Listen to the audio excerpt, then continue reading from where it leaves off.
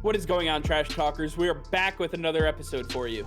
In today's episode, we're going to be talking about the NFL draft and teams that we believe are most likely to move up the NFL draft board to get the players that they want. All that and much more coming your way right now!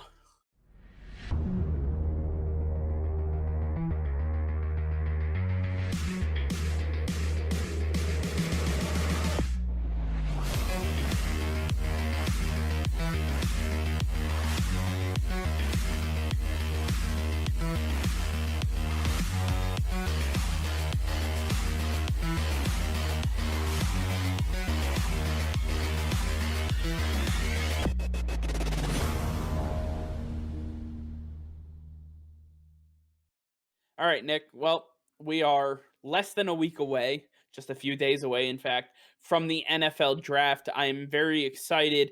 And this provoked a question. What teams do you believe are most likely to shoot up draft boards? Because we have seen mock drafts from Little Timmy all the way to Mel Kiper and Todd McShay. So why don't you tell us which teams that you believe are most likely to shoot up draft boards, grab a guy that they need to move up for? There are a few teams actually that I want to talk about, none more notable than the New England Patriots. I think that the Patriots, everybody's got their eye on them right now because they need to get a quarterback. The only way their entire plan works out is if they get the guy that they want. They need to go up, grab whoever they have to, trade away whatever they have to go get who they think is their guy. And all eyes are on them right now. We know they're going to be making a move at some point. We just don't know what they're looking to do, who they're looking to move, but they are definitely front and center. Yeah, I just want to have a conversation with you about this because we take a look at the New England Patriots and we say, obviously they need a quarterback, right? Cam Newton Mhm. was re-signed to a one-year deal.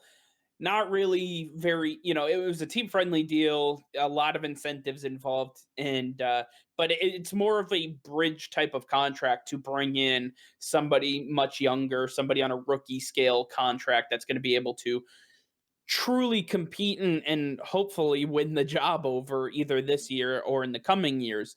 Um, in my opinion, obviously the Patriots don't bring in Cam Newton unless they're bringing in somebody that has a similar type of build, especially when Ryan Fitzpatrick was still available, especially when some of these other quarterbacks that have been out there, Brian Hoyer was still available. I mean, so you could have gotten some of these guys that know the system, that have been able to work with Josh McDaniels in the past and say, we'll bring that guy in there just as a bridge quarterback. And, I'd rather have the pocket passer and thrower of the ball if they were going to go somebody like Mac Jones, where bringing in Cam Newton to me kind of just says either Justin Fields or Trey Lance. They're going to go after one of those guys. But I don't want to make this just about the Patriots because I do think that we take a look at the teams like the Chicago Bears, the Green Bay Packers, and the Arizona Cardinals as major teams that we might have to look at and say they may want to move up draft boards.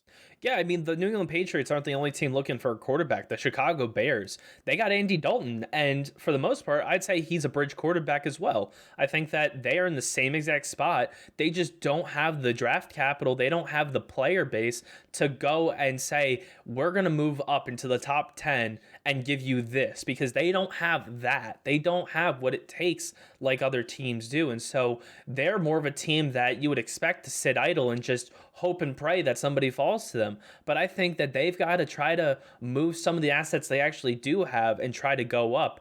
They almost tried to move on from Khalil Mack and Akeem Hicks previously this offseason when they tried to get Russell Wilson from the Seattle Seahawks. So I think those guys who have been in play before could definitely be in play again if they deem that there is a guy available that is worth moving up and getting. Yeah, absolutely. I think the Bears are a good team to take a look out for.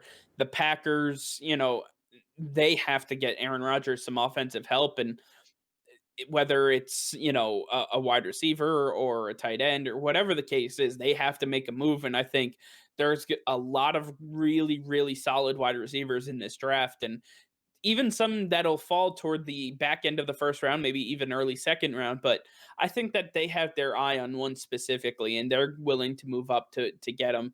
And the same with the Cardinals and even the Ravens. I think that they have their eyes set on specific players, and they'd be much more willing to move up just a couple of spots to secure that pick rather than hope and pray that that person falls to where they're sitting. Yeah, with the Green Bay Packers, they've got to try to get a guy in there that's going to help this offensive out because you know you can't rely on Devontae Adams. And if God forbid something were to happen to Devontae Adams, what do you do on offense now? You're relying on Aaron Jones solely, and you can't do that. You've got to get Aaron Rodgers some other weapons, take some pressure off Devontae Adams so he's not the lone survivor on that team. They've got to make sure that they have other weapons that they can work with. And wide receiver's not their only issue. They've got defensive back issues. They've got a middle linebacker that they still need to fill. They've got some defensive tackle issues. They need to stop the run better. So they've got plenty of holes that are definitely worthy of moving up in this draft for. They could easily stay at 29 and say, hey, we can grab somebody solid here, or we can move up and grab the guy we actually want. There's definitely some moves there for him.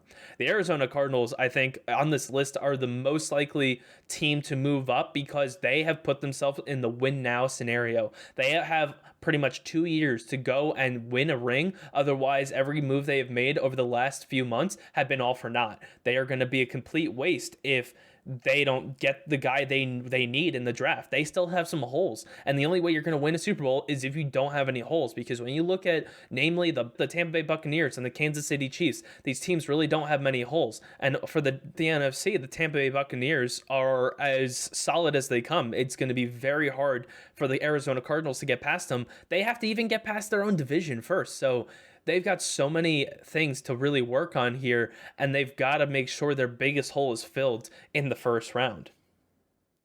Yeah, I mean, there's a lot of teams here that, could utilize moving up in the draft, but I think one of the best ways to move up in the draft is to move back into the first round. And I take a look at the teams right on the precipice in the beginning of the second round, and I say the Jacksonville Jaguars, the New York Jets, and the Philadelphia Eagles sit within the first 5 picks of the second round and could always move back into the first round to get a guy on that extra fifth year option for NFL rookies and say, you know what, if he's available at 31, 32, maybe even 28 or 29, that's a guy that we should go grab and get him on that fifth year option, especially a team like Jacksonville who struggles to re-sign their homegrown talent. Get them on the fifth year, make sure that you are building this team as best as humanly possible because they don't attract free agents really well. You're going to have Trevor Lawrence. That's going to be a big painstaking process to build this team up, and hopefully that'll attract more free agents, but you need to lock down these rookies for as long as possible. And if that means giving up a pick at the back end of the draft just to move up 1 or 2 spots, get that fifth year option, I think it's got to be worth it for the Jaguars. Yeah, you said it perfectly there. They've got to make sure that they have these rookies as long as they possibly can because they're not going to have them around forever as their history has shown. And they need to make sure if they're going to create a culture change that they prove to these guys over the next 4 to 5 years that they should be staying and sticking with this culture. And you also want to make sure you're getting ahead of the couple teams that are in front of you because we saw it last year where there were some safeties that went right before some other safeties. And I bet you those teams who were behind wanted to move up and grab guys like Grant Delpit, Xavier McKinney, you name it. They had to settle on guys like Ashton Davis. So you want to make sure that you get who you want instead of saying, I wish I had moved up. Yeah, absolutely. And there's like I said, there's plenty of teams that could possibly move up. These are the teams that we wanted to highlight as best fits to move up. Whether they do so or not is remains to be seen. In fact, if I had to guess, just based on how things have gone in recent history, half of the teams that we listed will probably move back or out of the first round completely. So that we're winning, right?